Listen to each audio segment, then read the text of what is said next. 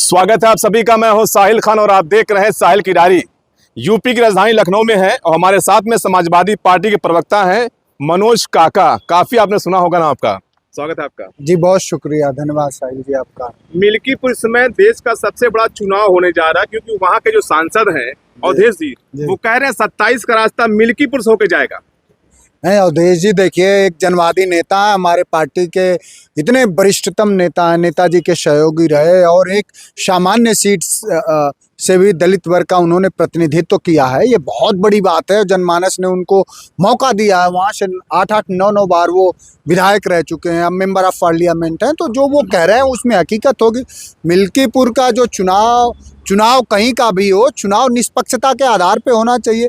चुनाव के संबंध में माननीय राष्ट्रीय अध्यक्ष जी ने एक लिस्ट उन्होंने ट्वीट किया है कि वहाँ मिल्कीपुर में अयोध्या में 95% अफसर केवल सामंती और उच्च जाति के ही क्यों हैं। उसमें पीडीए का, उसमें जो 90% जो कमेरा, जो श्रमशील समाज है, जो बहुजन वर्ग है, उनके वर्गों से आए हुए अधिकारियों की वहाँ पोस्टिंग क्यों नहीं है।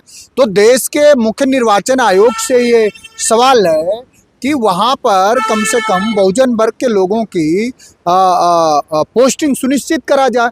एक वर्ग की, सिर्फ एक जात के लोगों का कहीं भी किसी भी जिले में किसी भी कार्यालय में नियुक्ति करके ये आप निष्पक्षता की उम्मीद कैसे कर सकते हैं।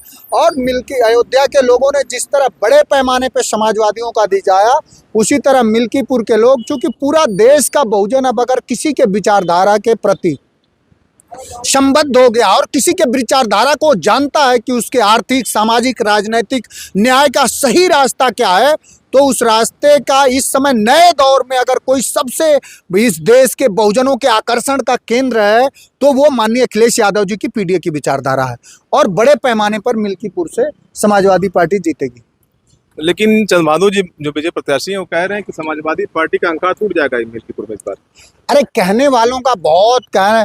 जो इस तरह अयोध्या में किसका अंकार टूटा, जो मर्यादा पुरुषोत्तम भगवान राम के लोग हैं, जो सबरी के लोग हैं, जो श्रमशील समाज के लोग हैं, वो सब माननीय अखिलेश यादव जी के सच और न्याय के साथ खड़े हैं।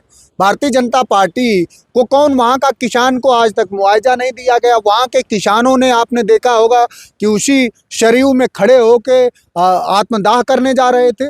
तो जो लोग हैं, जो जिस मर्यादा पुरुषोत्तम भगवान राम के चंदे के नाम पे चोरी कर ली गई हो, 2 करोड़ की जमीन 2 घंटे में 19 करोड़ की बेची गई है, तो वो कहाँ, वो लोग जानते हैं। अयोध्या के लोग बहुत पहले से समाजवादी लोग हैं और अयोध्या के हर वर्ग का व्यक्ति जानता है कि उसके, और राष्ट्रीय अध्यक्ष जी ने तो प्रेस में कहा कि जब समाजवादियों की सरकार आएगी तो अयोध्या को वर्ल्ड क्लास डेवलप करा जाएगा, वर्ल्ड क्लास की जो सिटी होंगी उसमें अयोध्या का नाम हम लोग शामिल करेंगे। तो सारे लोग समाजवादी पार्टी के पक्ष में हैं। वहाँ का बहुजन वर्ग, किसान सब जानता है कि उसके न्याय का रास्ता सिर्फ और सिर्फ पीडीए से निकल रहा, इसलिए समाजवादी पार्टी वहाँ बड़े अंतर से जीतेगी। हमने ग्राउंड रिपोर्टिंग वहाँ किया लेकिन माहौल बड़ा खराब लग रहा है। वहाँ आरोप लग रहा है सांसद पर कि परिवारवाद कर रहे हैं, वो सांसद और बेटे को विधायक बनाना चाहते हैं। नहीं, कोई परिवारवाद नहीं है। वो जो युवा, जिस युवा को टिकट दिया गया वो भी पार्टी में बहुत दिनों से काम कर रहा था और सवाल परिवार का नहीं है, सवाल विचारधारा का है।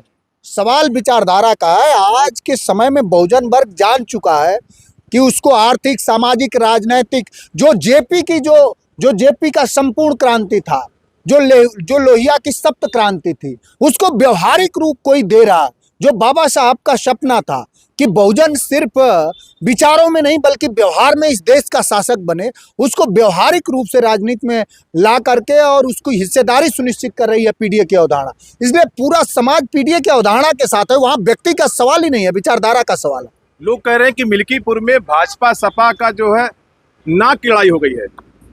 नहीं, नाक की लड़ाई तो सबकी होती है राजनीति में। तो जिस तरह से लोकसभा के चुनाव में बीजेपी की नाक कट गई थी, विधानसभा में कट जाएगी। बहुत धन्यवाद आपका।